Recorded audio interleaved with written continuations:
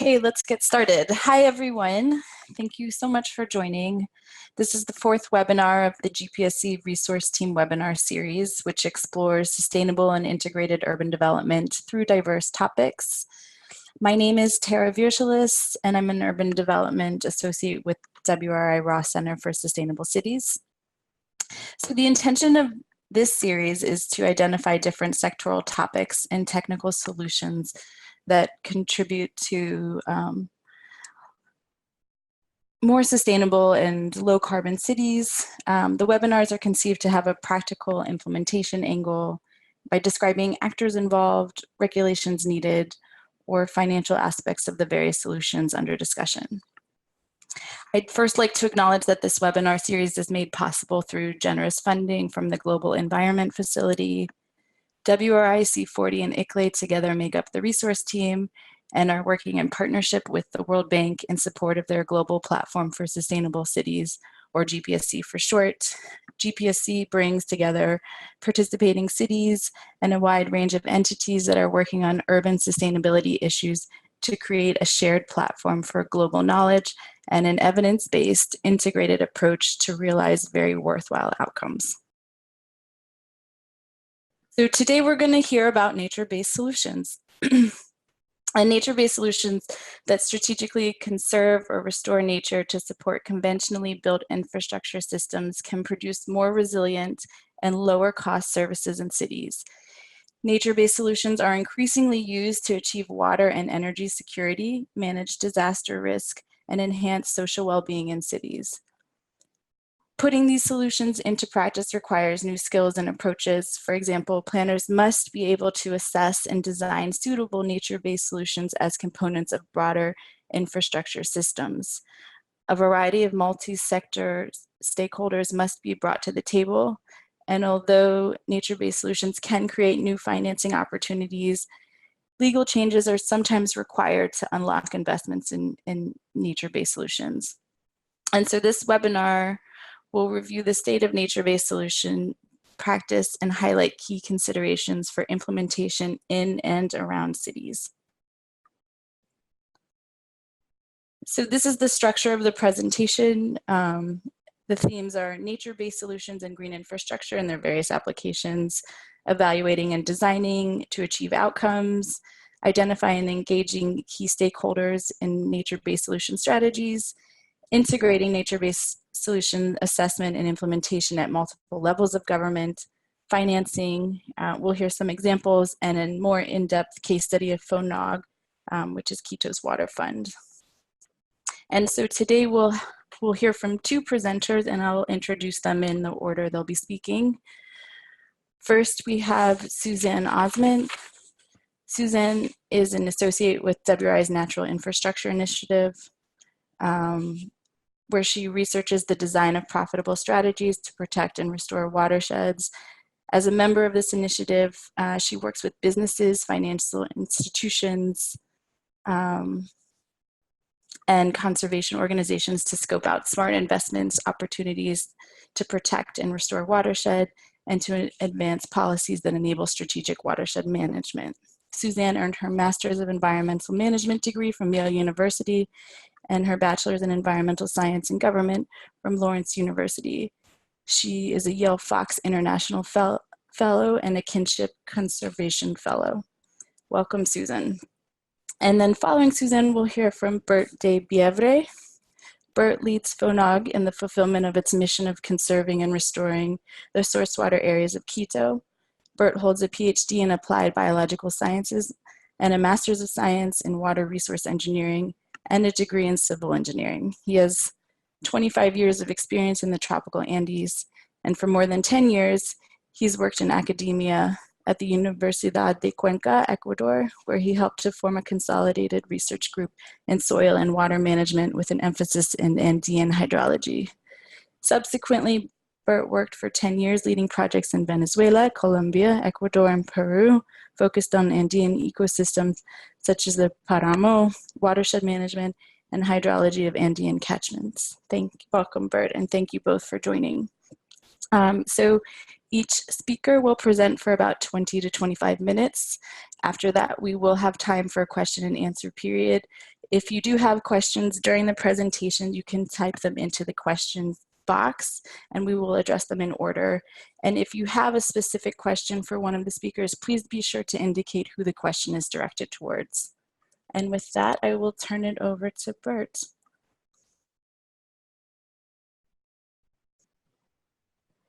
Hi, Tara, this is Suzanne. I'm going first, right? I'm sorry, I will turn it over to Suzanne, thank you. Okay, great. Thank you very much, Tara, for that introduction and good setup for this webinar today. And thanks for the invitation to talk about nature-based solutions today. Good morning, everyone. I'm so happy to be sharing a little bit about our work and this broader issue of how to integrate nature-based solutions into city planning and urban water management. I'm going to start sharing my screen. How's that looking? I can see it. Great. Okay, so after that wonderful introduction and setup from Tara, I think we can just jump right in. What I'm hoping to cover today, number one, why consider nature-based solutions and integrate this into city planning and urban water management processes. I'm going to talk a little bit about what nature-based solutions looks like, how it performs in parallel or in combination with built infrastructure systems. And then I'm going to talk about how to implement this type of work, who gets involved, key considerations that need to be top of mind as we start promoting nature-based solutions more broadly, as we start designing these types of interventions. And finally, I'll give some notes on some emerging financing opportunities and financing models that have worked for nature-based solutions in isolated areas, and we believe have great potential to scale this type of work in other places as well. And after that, I'll turn it over to Bert.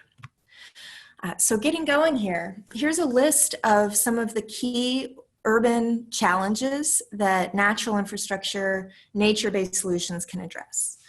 As we all know, urbanization is increasing vulnerability in many ways. Within cities themselves, impervious surfaces are causing more stormwater flooding. Nature-based solutions can help with this. In addition, as the majority of cities around the world are located on coasts or along rivers, these areas are increasingly vulnerable to floods, especially as climate change sets in. Nature-based solutions can help with that. In addition, water insecurity is growing as climate change sets in and as urban water demand increases. So urban water supply depends on healthy watersheds where the water supply comes from. We call these source watersheds.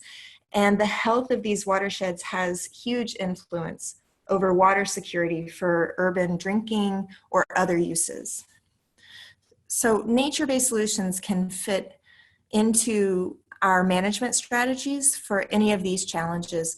In addition, nature-based solutions can be used to mitigate the impact of landslides, reduce landslide risk, and to mitigate extreme heat, but I won't be covering those in this webinar. Happy to talk about it offline though. So there's probably no need to highlight that floods are the most frequent natural disasters in the world, and they are increasing heavily. It's especially jarring to see the drastic increase in economic losses due to floods over the past 50 years. At the same time, watershed degradation is impacting water quality and water security. This map on the slide here, it shows in red and yellow, these are large world cities assessed in a study from TNC. The blue, that represents the source watersheds for these cities. And incredibly, the land area in those source watersheds is equivalent to the size of Russia. So these cities are highly dependent on a landscape that extends beyond the limits of the city. And if land is converted from forest to agriculture or to urban areas in those watersheds, it can create downstream consequences for urban residents. TNC's study found that already the cities in this study are paying about $5.5 billion per year in increased water treatment costs, specifically due to watershed degradation. So this is an important issue to address. So how do we address these challenges? And now historically, as we all know, cities, utilities, flood districts, companies have defaulted to built solutions. And what I mean by that is gray infrastructure using concrete and steel to collect and treat water, to channel it away from populated areas to reduce flood risk, for example. And these built systems are effective, highly effective in some places. And overall, they've been essential for us to achieve our development objectives up to this point. And they will continue to be important. But alone, they are no longer sufficient to address 21st century challenges. There is simply not enough concrete to tackle climate change risk. And there's certainly not enough money. In fact, water infrastructure investment needs are already outpacing financial flows to water infrastructure by 3 to 1. And so what that means is that the water infrastructure supplying cities is already facing an untenable investment gap. We need to look for cost-effective and resilient solutions that can guarantee water service delivery, avoid flooding risk, and protect citizens in a way that doesn't break the budget. And so that's why people are starting to turn to nature-based solutions. What I mean by this is the protection, restoration, or sustainable management of natural areas or semi-natural areas and in targeted specific locations in order to achieve a development objective, such as flood risk mitigation or water security. And what we're finding is that this is not an either or. What works best is using a combination of natural and built infrastructure solution sets in combination. That can create optimal water service delivery that's more resilient and cost effective. Sometimes though, we are constrained as a society in seeing those opportunities to combine natural and built infrastructure together because it requires a new perspective. It requires an understanding of what nature-based solution options are available to us, right? So I'm quickly going to talk about a few forms of natural infrastructure and how they relate to addressing these challenges. So this might look like a long list on the screen, but in fact, this is a highly abbreviated list of all the different ecosystem types that can be utilized as nature-based solutions. So what we try to do here is look at the conservation, restoration, or strategic management of these different ecosystem types that are already naturally occurring or could naturally occur in a specific location and design their interventions, the protection or restoration of nature in a way that achieves a discrete development objective. I'll go through a few classes of these right now. So within cities, some of the nature-based solutions available to us are the use of open spaces, such as parks, urban forests, or wetlands, to absorb stormwater, reduce stormwater flooding, and also purify that water. In addition, bioretention areas like the one pictured on this slide. This includes rain gardens and bioswales. Green roofs are also an available solution set here. I think we know what that means. And permeable pavement as well. So instead of using asphalt to pave a road, use a material that allows for rainwater to be absorbed and infiltrated into the soil below. So how do these nature-based solutions stack up to business as usual? A skeptic might think, well, there's probably reasons that we're not using nature-based solutions across all cities. Maybe it's because they're too expensive, or maybe it's because they don't perform well enough, right? Well, it turns out that studies show, depending on the location, the size, the land value, over the lifespan of this infrastructure, it's actually cost effective to utilize nature-based solutions in many cases compared to traditional built infrastructure. And that's for a few reasons. It actually might cost more upfront, but it would cost less over time. And you would be offsetting the stormwater management costs that would incur to another sector, to the water sector within the city, for example. And you can also achieve a number of other benefits by utilizing these nature-based solutions.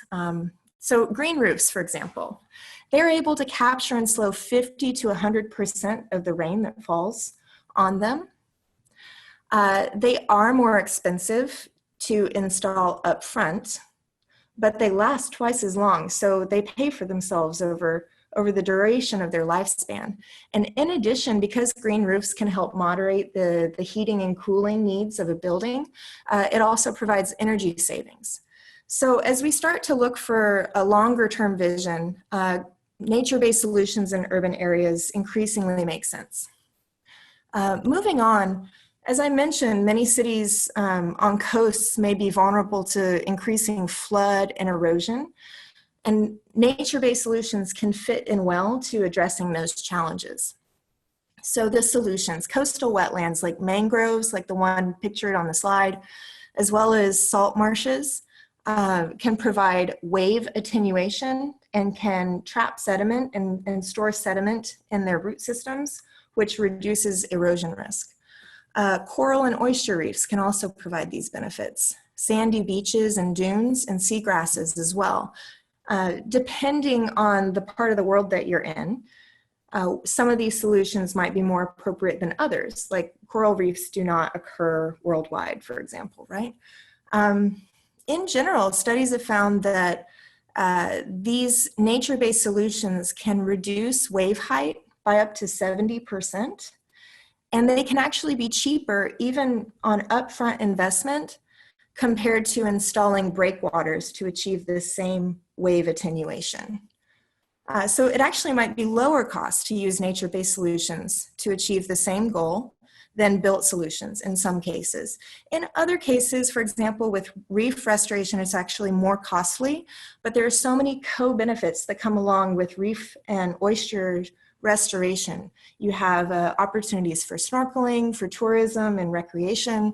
The biodiversity and seafood benefits are very obvious as well. So if you consider co-benefits, that definitely tips the scales in favor of nature-based solutions for substituting some coastal infrastructure components. And the final class of nature-based solutions I'll discuss today are source water protection.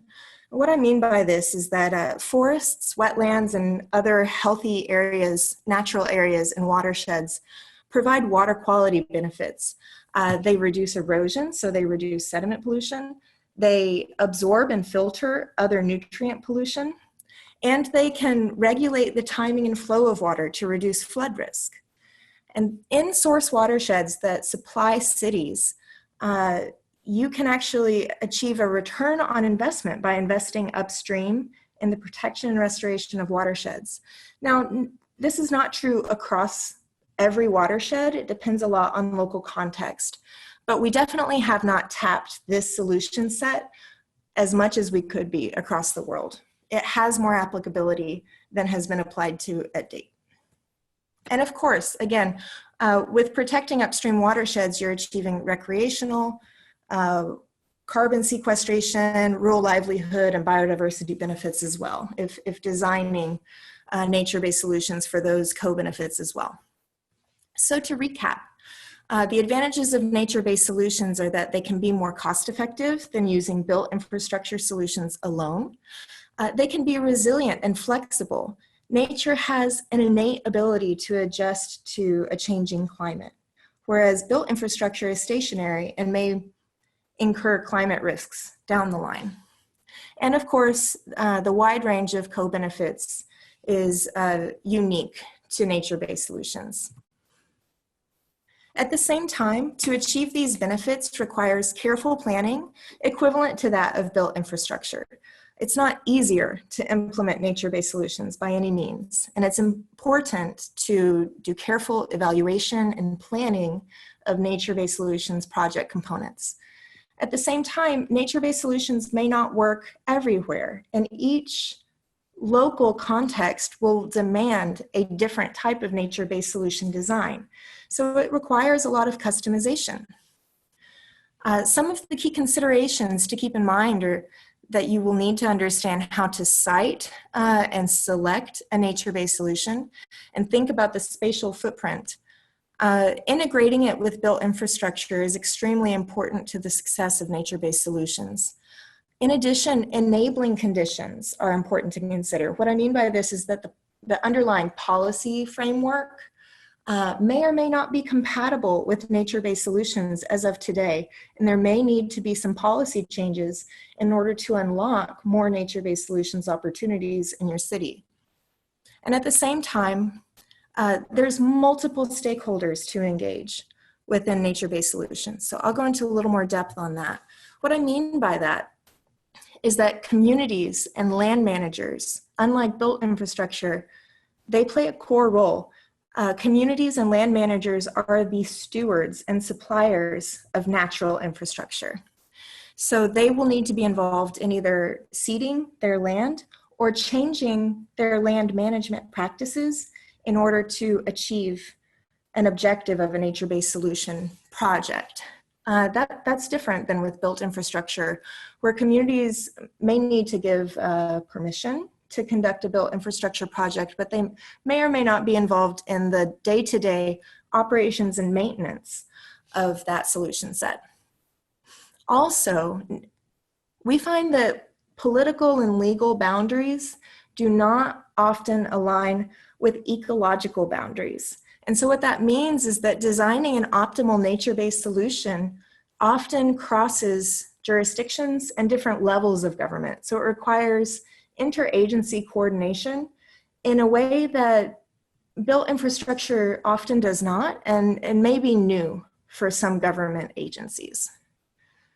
Another important distinction between built infrastructure and nature-based solutions is that civil society often plays an intermediary role or a coordinator role, where they're brokering deals, enrolling land managers to become involved in the project.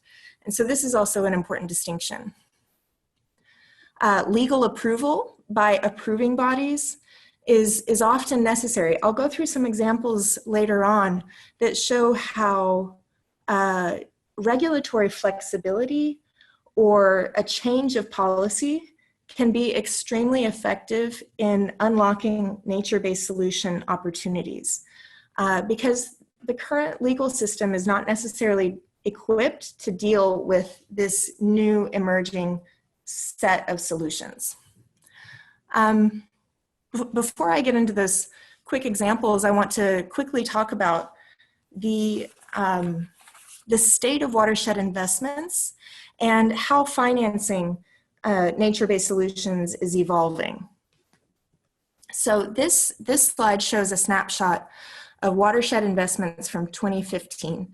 Watershed investments only represent the source water protection class of nature-based solutions. So this is like a representation, not comprehensive of all nature-based solutions.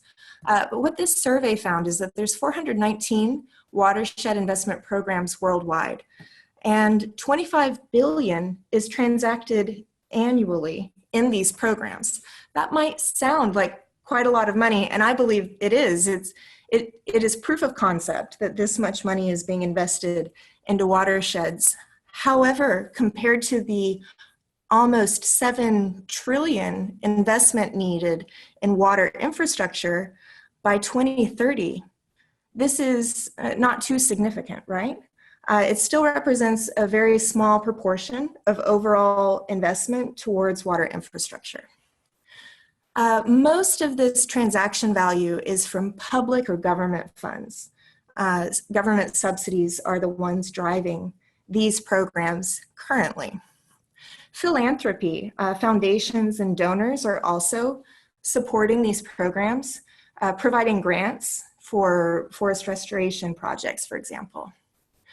And these programs identified their biggest challenge as securing funding. But what we see at WRI is that there's a huge untapped potential here to leverage water infrastructure investments, as well as green investments from impact investors or mission-driven investors to scale up nature-based solution projects.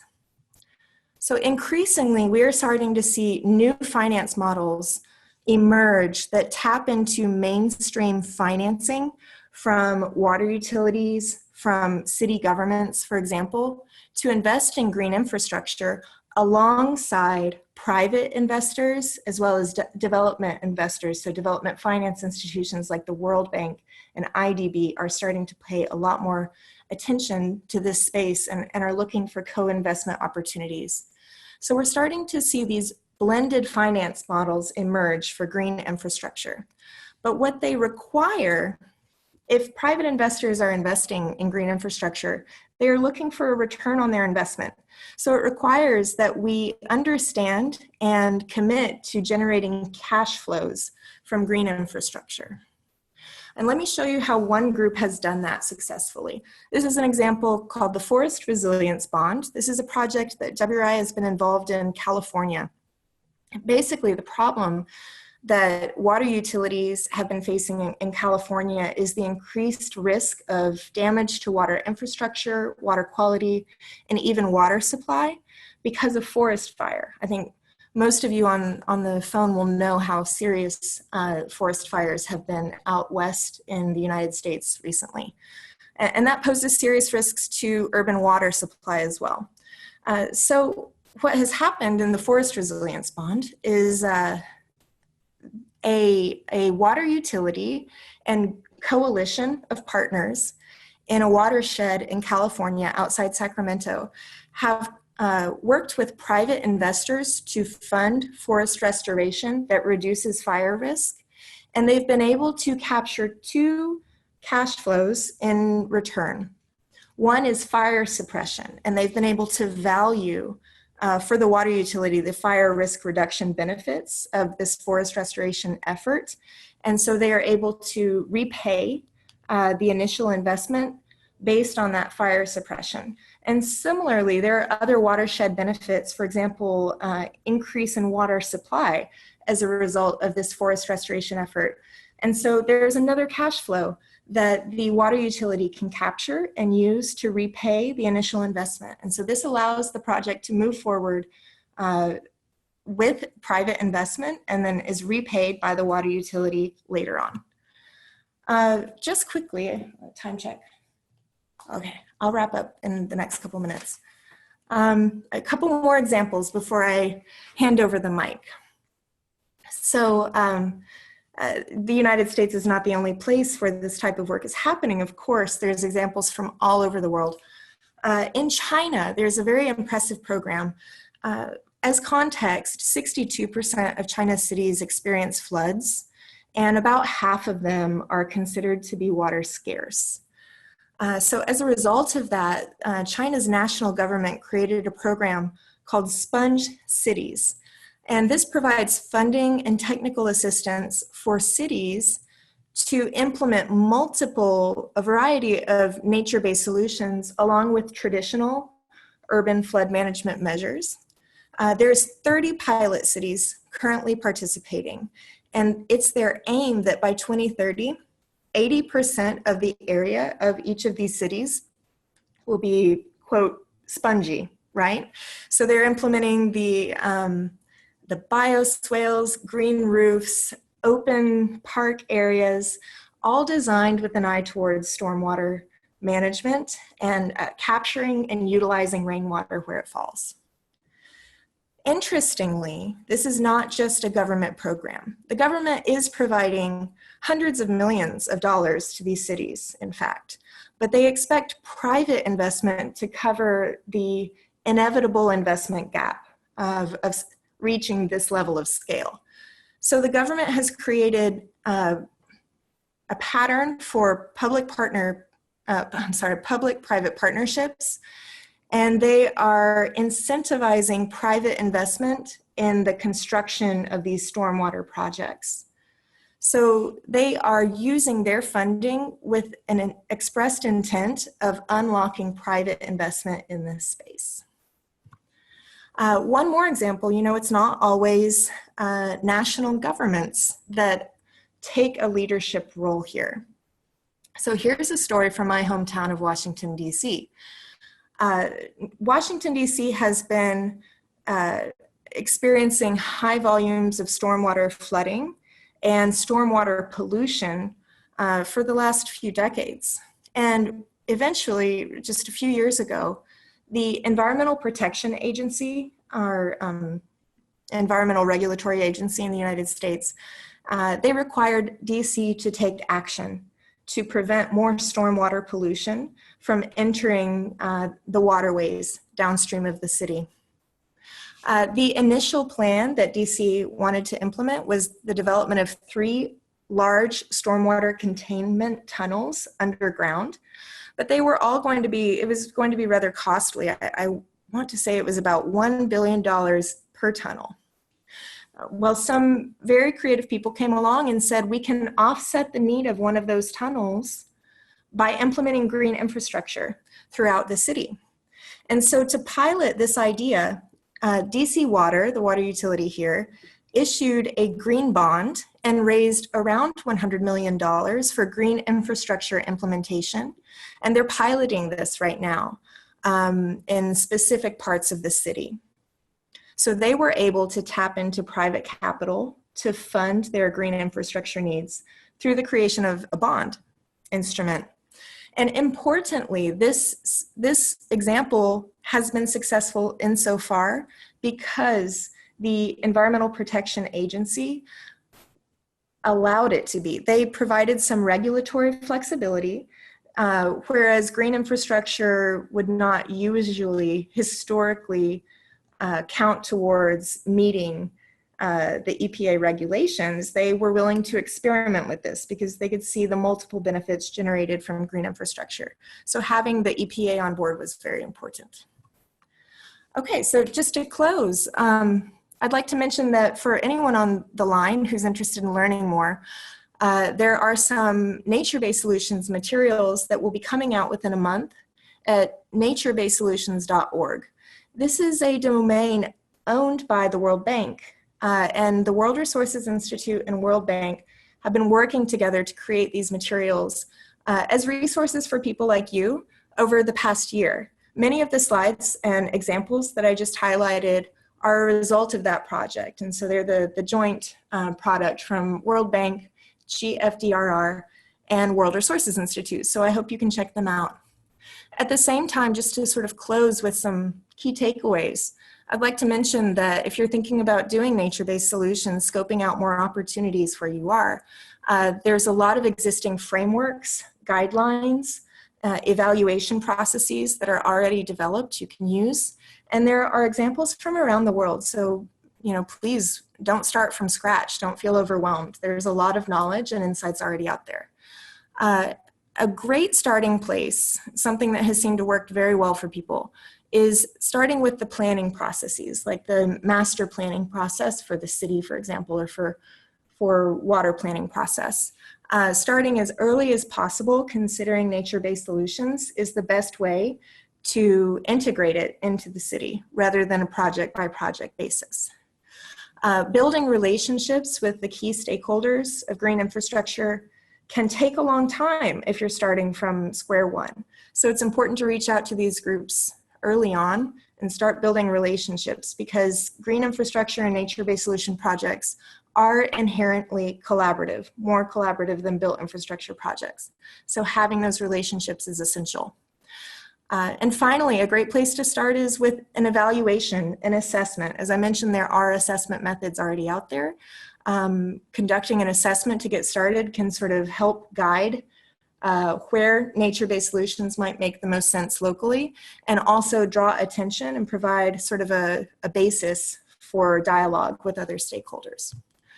I'm happy to answer some questions. I know, Tara, we didn't get to cover everything that we would have liked, so I look forward to the discussion later on.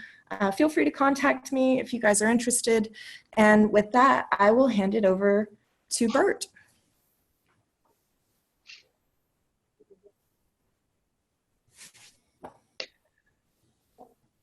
Hi, everybody. Good morning.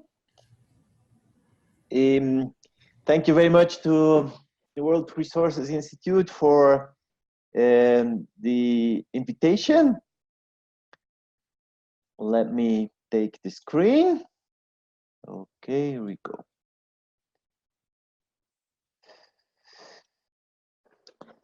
So I'll tell you a little bit about Quito's waterfront, which is considered to be a nature-based intervention. In our case, it is for source water protection exclusively.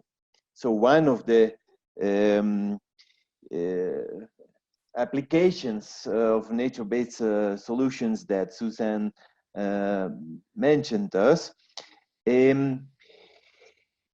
FONAC is in charge of the protection and restoration of Quito's source water areas. Quito, the capital of Ecuador.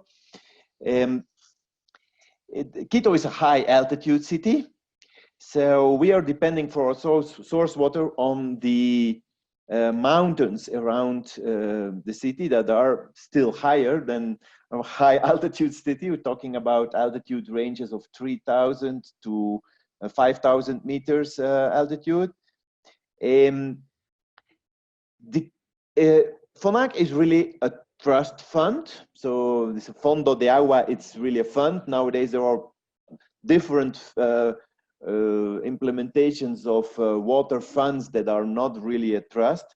In our case, it is really a trust. It's formed by 6 public and private partners in the vision that source water protection is not the task of one single stakeholder, but it should be done together between different water users. So those 6 partners represent water users. The main one, the one that contributes more resources to the fund, is Quito's public water utility. And their contributions are regulated by municipal law. They contribute 2% of the revenues of the water utility to FONAC's trust.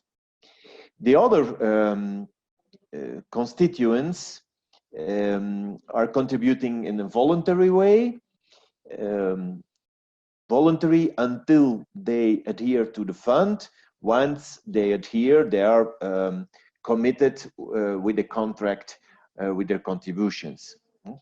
There is another public company, which hydropower company involved. No, it's not the biggest hydropower company of Ecuador. It's rather older and smaller hydropower plants that are located within the same catchments as the ones that Quito draws its water from.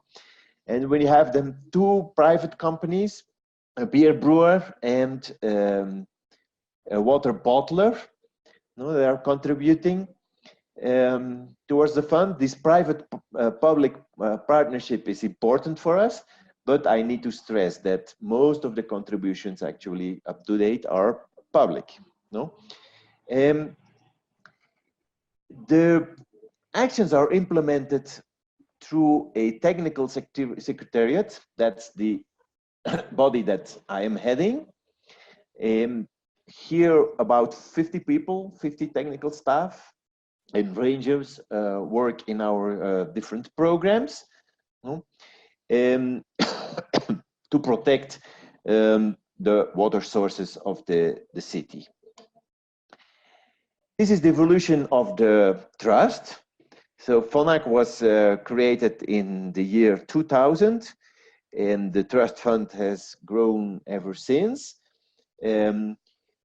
Today, the trust has about $17 million of financial resources, plus we are also land owners since 3 years ago. So that's also part of our trust. $17 million in financial resources that give financial revenues, which is the major source of income for our yearly implementation. But then we also leverage other funds from third parties, corporation, Green Climate Fund, for example, a major project today. $17 million in financial resources in a trust fund for a country like Ecuador, it's a lot of money. As I said, we work in the areas that are still above the altitude of the city. So it's a lot of micro catchments. Quito has 200 water intakes. All the red dots in the slide are water intakes. So we are talking about a lot of micro catchments. We are not really talking about a large area. If you remember the slide that Susan showed of the world map, in the case of Quito, it's only a dot. There is no large blue area of the catchment. We depend on 236,000 hectares of land contributing to any of those 200 water intakes. Luckily, a significant portion of that is located within national protected areas. So we can mainly concentrate our efforts on the 155,000 hectares remaining out of the national protected areas. And we implement a whole portfolio of interventions in those areas. 20,000 of hectares of this area is now own land, what we call own land. It means it's either the property of the water utility or of FONAC itself. No?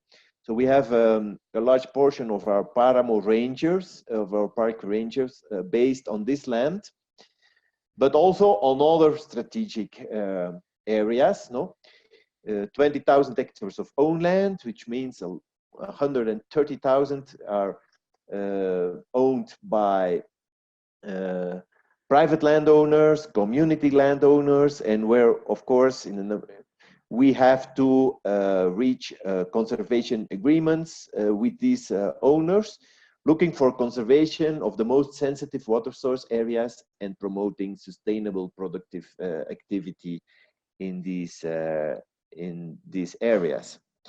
A lot of our work goes to that, talking about agroecological production, about enhancement of ecological tourism, converting livestock that is damaging water sources towards other activities, like tourism, for example, or higher or productivity, livestock productivity in lower areas outside of the most critical areas for water sources, etc. We do a lot of restoration, third program, restoration of mostly historically overgrazed paramo.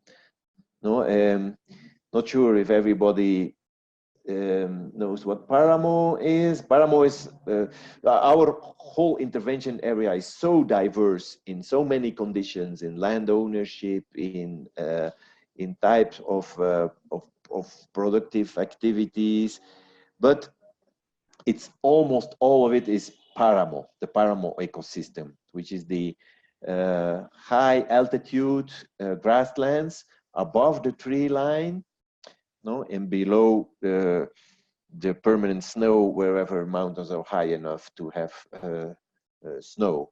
So it's basically grass and shrubland with a very high organic matter soils, and therefore so important as a water source. So restoration activities are also mainly located in this ecosystem that have been historically overgrazed. No?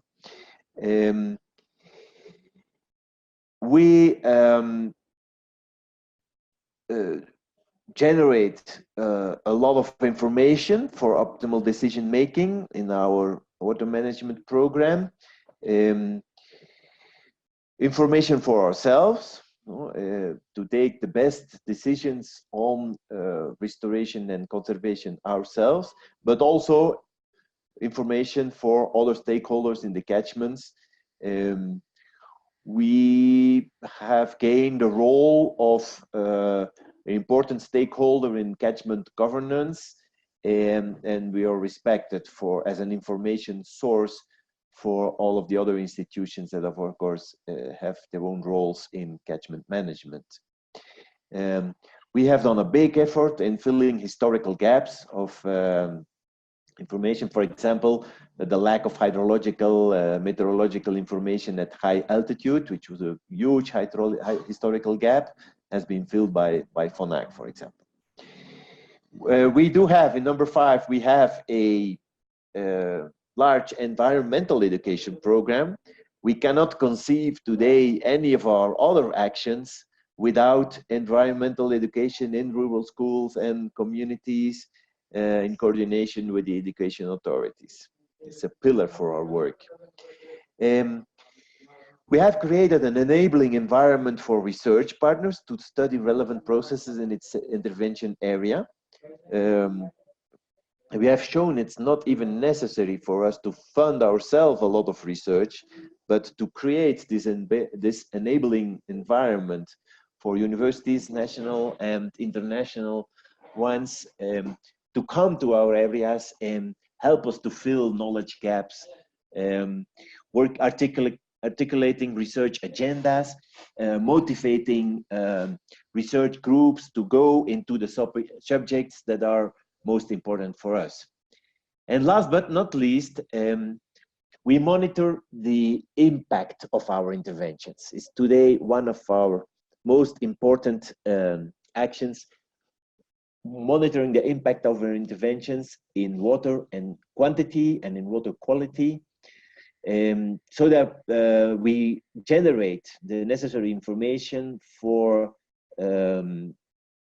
reporting our benefits, but also as an important input for the quantification of return on investments that constituents make in FONAC. I will go into a little bit of detail in that part. I would like to show a few aspects that consider key to success, but are still challenges for us to implement. The first one, to have a diverse portfolio of interventions. We cannot do with a few recipes the task. A diverse portfolio of proposals, of interventions is necessary. A portfolio that starts with effective elimination of threats to the territories. We cannot work on restoration, revegetation, when the threats are still present. That would be lost investment. So we are investing heavily in elimination of threats such as fire prevention and firefighting. All of our Paramo Rangers are now also firefighters, and they're usually the first ones to arrive in Paramo fires. Since we are in quite remote areas, it is difficult for the official firefighters to reach in a short time. We are working on extremely high degraded areas in Paramo, like the one on the picture to the right, areas that were in process of desertification after massive overgrazing by sheep and other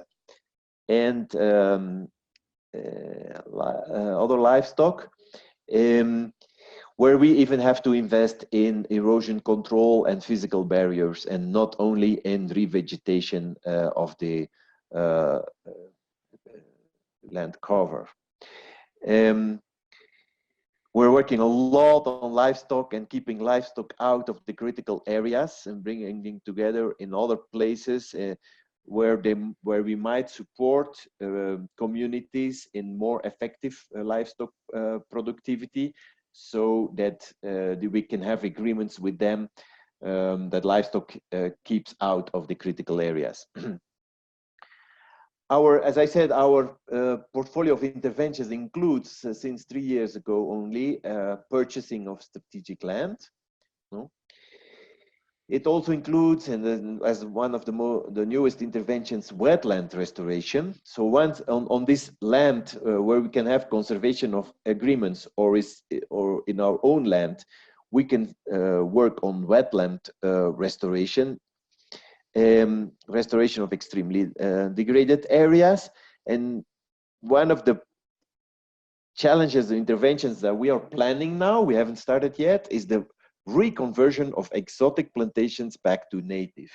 There has been planting of pines in Paramo and of eucalyptus in a lower altitudinal range. Both of them are known for very high water consumption, so their hydrological negative impact. So we can, one of our interventions that we can invest in is a reconversion of these areas back to native vegetation or native forest in the lower altitudes. And we are quite sure about the hydrological benefit that we will have from this intervention. This is about the wetland restoration. It's one of the interventions that we have a lot of expectations in. So these wetlands were drained by previous landowners because they needed the area for grazing. No? So we are blocking again these drainage ditches and recovering the wetland. This is done with careful steps. There is no experience almost on the recovery of this kind of high altitude wetlands. So we have to be careful in the steps that we take. We don't want a lake, we want a wetland. And so we have to monitor very carefully the recovery of aquatic vegetation, water level, water table levels, etc. The second key to success and challenge that I would like to mention is on the human resources. You know, I think we have come in nature-based solutions towards a situation where we do have financial resources available. It's our case in FONAC. No? We have quite a nice level of financial sustainability, I would say. No? So the most important limitation is not anymore on that side. No? Once we have these financial possibilities, we have to invest in effective interventions. And we still have quite some difficulties to form the technical team that can implement the most effective interventions. We have limitations on the side of hydrologists, on soil scientists, on limnologists. Although FONAC has invested over the years in training, and quite a lot, this is still an important issue. So I would like to invite all of the people that are a bit newer in this area, not to think only about the financial streams, but also prepare people for, prepare the team that will have to implement all of these interventions. And then, as I said before, the third key to success and challenge is impact monitoring and generation of evidence. It is still a major issue. No? FONAC hasn't done impact monitoring from the start. Impact monitoring is being done in a more coherent and intensive way starting some 6 years ago. We are lacking baseline information for some places, but working very strongly now on generation of this impact information with approaches like, for example, the paired catchment studies, where we can still compare with have one catchment, for example, under FONAC's intervention, and another one that is outside of our intervention area, and that will still serve as a kind of baseline. Then we're working strongly in the development of the indicators, no? And here we have strengthened over the last 2 years very strongly the relation with operators of our constituents. So traditionally, an intervention like ours, we talk with the environmental department of the water utility or of the other contributors. But today we are really talking to the operations people, to the infrastructure people, and adjusting where the benefits of our nature-based solution are felt more in these operators, no? And we had surprises, no? In what kind of parameters they are most interested in, and what kind of parameters we are able to have a real impact, no? Okay, water quantity and water quality in general, but if we go into more detail, for example, a surprise that we had is that we can have very important impact in water color. We never thought about that. But the water utility is spending a lot on elimination of color, no? Dissolved carbon in the source water. So that are very important discussions to improve our performance. And once we have that kind of information on the benefits, we can go into return on investment studies, no? And we are currently in that phase. Determine the return on investment for our constituents, no? We are doing it right now, finishing a study where we consider the benefits for our main contributor, the water utility, no? Over the investment that is done in the nature-based solutions, both direct and indirect investment that generate the impact on water quantity and water quality, no? This kind of study makes a baseline, no, that represents the mean state of a past period, establishes a sustainable ecosystem management scenario where FONAC and its strategic partners eliminate threats and invest everything they're investing in nature-based solutions. And another scenario without intervention, or a business as usual scenario, no intervention by FONAC. The benefits result from the difference between those two scenarios. We apply that to a certain source water area and the whole portfolio of interventions that we have identified that this area needs, no? Strict protection of the highest part in the Paramo, sustainable productivity in a lower altitude zone, elimination of the threats, etc., etc. This is one catchment in a water system that is actually quite close to the city of Quito, which is also partly on this slide. And it's the area worth to mention here. It is the area where the city is growing also into its source water areas. That is a new benchmark in history of urbanization, that the city is growing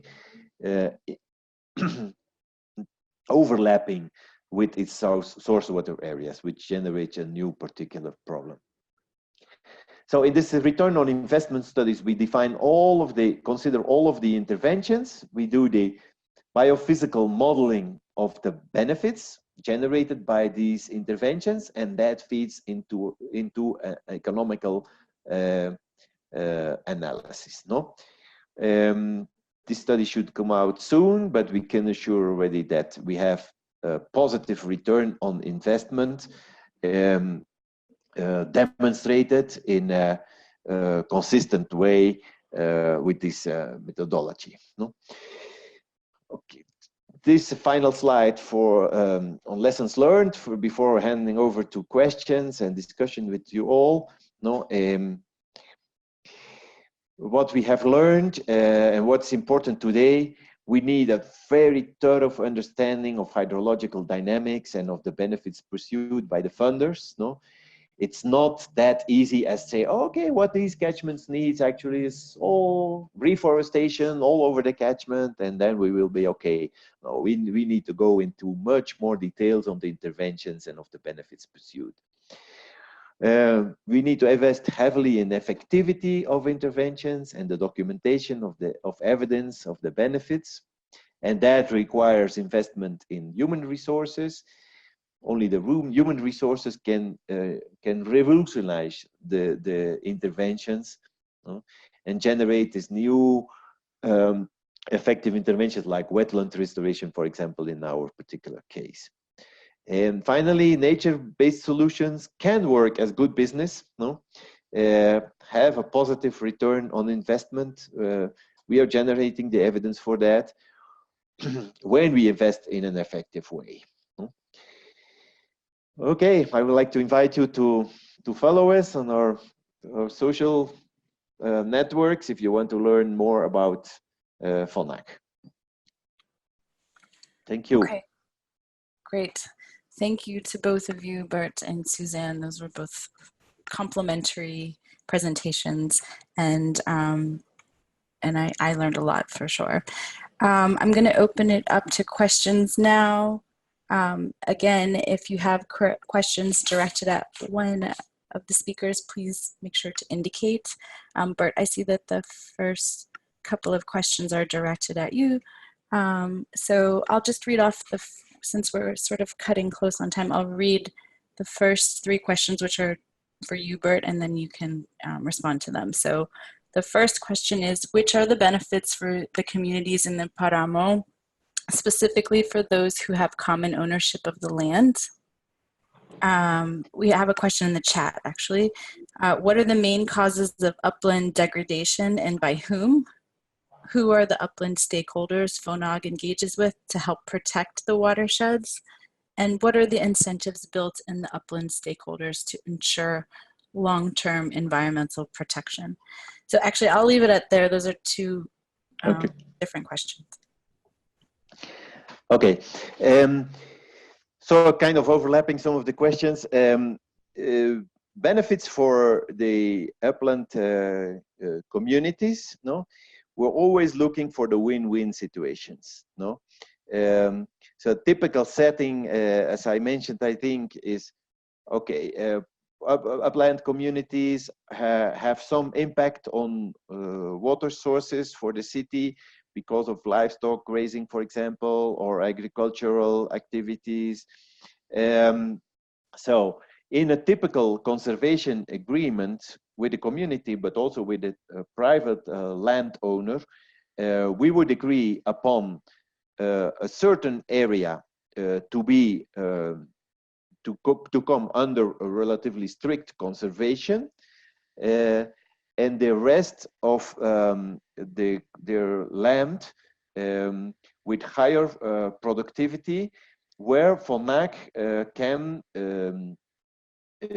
contribute, in anything that could improve this productivity. Sustainable tourism,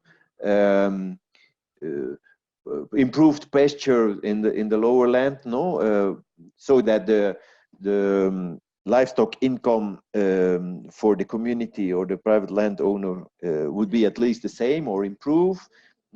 So that generates this win-win situations. They are different for each community, according to social and environmental situation, remoteness, etc. So there's a large array of possible agreements there. It also includes now improved water security for remote communities.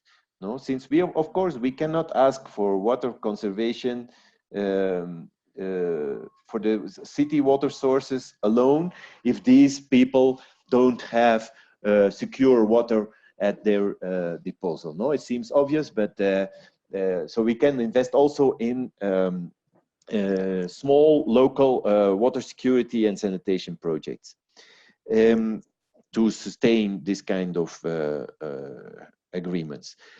The causes of upland degradation are I would say the typical ones, is agricultural frontier climbing up the mountains into the paramo, moved by socioeconomic pressure, and also moved nowadays, we think, by climate change, which allows agriculture at higher altitude. Okay, I think I covered most of what was asked. Great. Okay, another question for you, Bert, is about the monitoring. Is it connected to an automated software data gathering and analysis tool? And can you talk more about that if it is? Yes. In about real-time monitoring, maybe all of our monitoring that is in areas that has cell phone coverage transmits real-time. But the places that are more remote and they don't have cell phone coverage have no real-time communication, so we don't have any satellite communication. That's the result of trade-off analysis, well, benefit-cost analysis, of what real-time transmission really benefits us versus the cost. No. Actually, we usually don't have real-time use of the information, but real-time transmission is very useful to help us detect failures and to attend failures rapidly, so that data gaps are reduced to a minimum. Then on a data system, we are actually right this year changing our data system completely, partnering with other institutions in that. For example, with the regional initiative on hydrological monitoring of Indian ecosystems, which is also with Peruvian and Bolivian partners. Of course, it's a major issue. Data. Once you have such an amount of data after 10 years of monitoring, the major bottlenecks are not anymore the operation of the network in the field, but are processing all of the data into useful indicators and information products. No, so FONAC has done own development, partnering, as I said, with some other institutions of a data system, and we are quite happy with the results of that. But that's still ongoing. Okay, great. And then a question for Susan. What types of policy changes may be needed to scale up nature-based solutions? And can you provide an example where a change has led to a nature-based solution effort?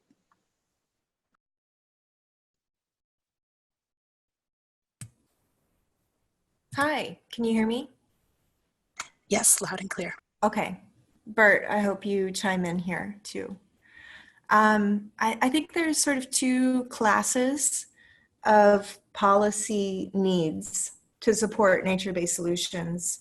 On one hand, there is a need to adapt policies so that nature-based solutions are eligible to use in compliance with environmental regulations. For example, building codes may need to be changed and updated to allow green roofs or other green infrastructure to be incorporated into the site in some countries.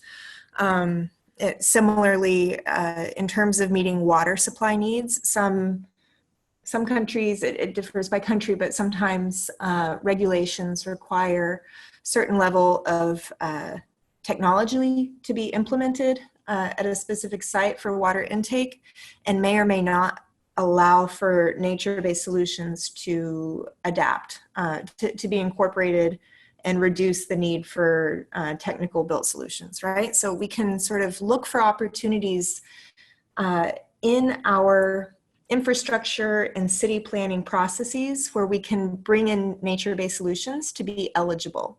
At the same time, we see that more and more often people are, you asked for examples, didn't you? So an example of where nature-based solutions have been incorporated as an example of water infrastructure, as qualifying as water infrastructure, is in the state of California. They passed a law that nature-based solutions and watersheds are infrastructure.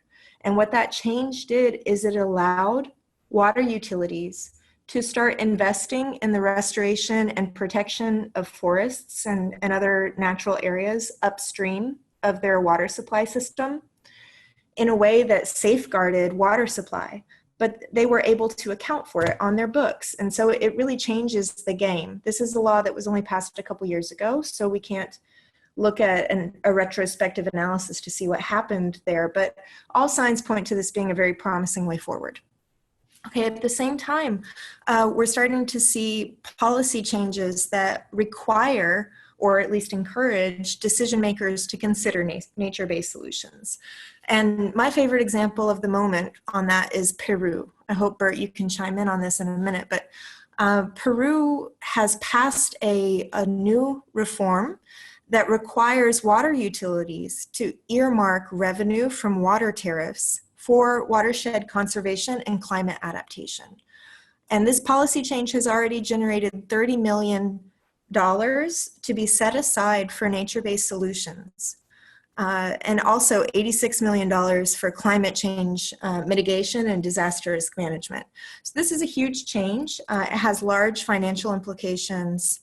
And Bert might want to talk a little bit about what some of the hangups are now. I don't know, Bert, would you like to chime in? Okay.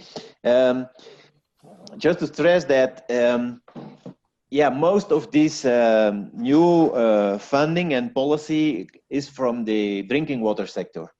So, and that's similar as what's happening in other Andean countries, at least I guess that drinking water sector is taking the lead.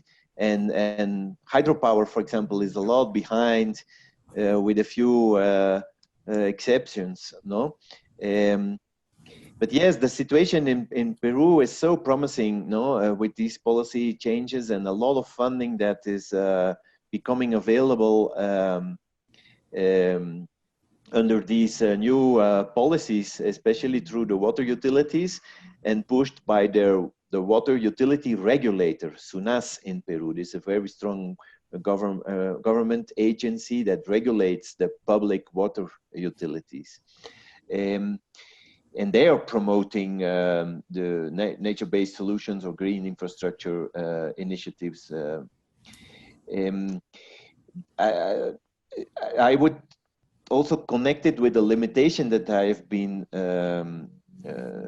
exposing, that they have such a financial flow available now, and then the limitation becomes the capacity to implement it in an effective way. And that's what Peru is struggling with right now as well. Yeah, thanks, Bert. And to add to that, so as I was saying, there's sort of two classes of these policy changes. One is on encouraging and allowing nature-based solutions to be part of the solution set. The other is more on ensuring effective implementation of nature-based solutions. Like Bert said, I think our community of practice is still learning how to do this well, drawing on many examples from across the world, but as this becomes more standardized and more formalized, there's a role for the public sector and for government to set standards. One, for example, that's quite important is ensuring that nature-based solutions are socially inclusive, just like built infrastructure needs to be. So applying some of these safeguards now to nature-based solutions projects is something that we're starting to see as well.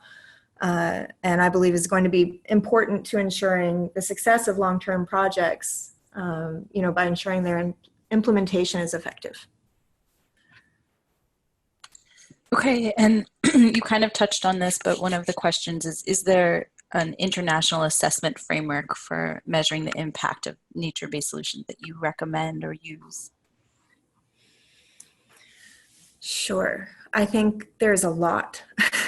It sort of depends on what exactly your question is. I will say the World Bank and WRI are about to publish a report that provides a framework on how to begin evaluating nature-based solutions on equal footing with built infrastructure. And it's really targeted at World Bank clients who are developing country governments, as well as service providers like water utilities, flood districts, irrigation districts.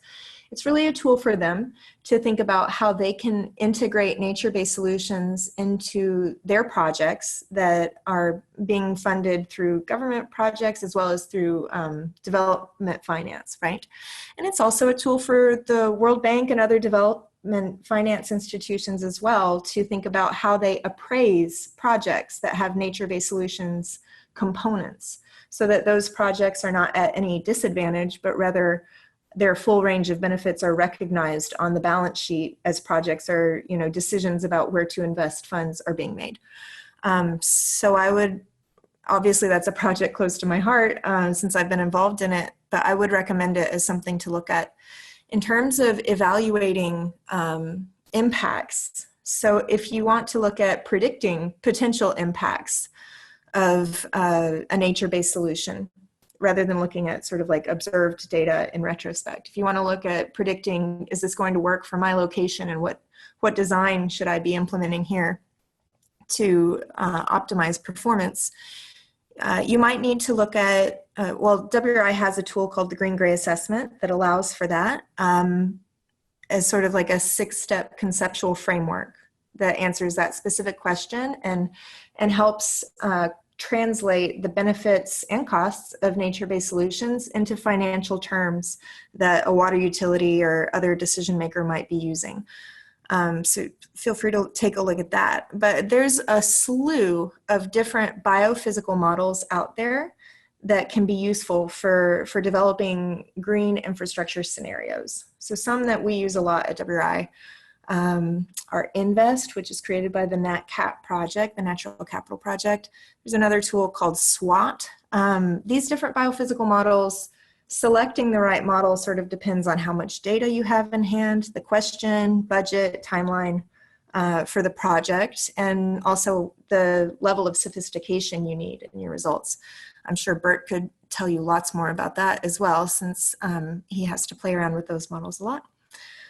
But anyway, I hope that answers your question. There's a lot of resources out there. I think naturebasedsolutions.org it's sort of just getting up and running in some sense, but within a month we'll have a lot of materials that gather together those resources. And then WRI's Natural Infrastructure website also can be a resource, or you can reach out and I can send you a bunch of stuff. Okay, great. If you have any more questions, please feel free to either email the speakers directly. They've each provided their emails, or you can email Valeria or myself. Our emails are here on the screen. I'm going to stop now as we're beyond time. And I want to thank both of our speakers today for joining us. If you're interested in this programming, you can find more on our series at www.thecityfixlearn.org. And please stay tuned for upcoming webinars in the series. C40 will lead a webinar on waste management this month. Next month, I will lead a webinar on tactical urbanism.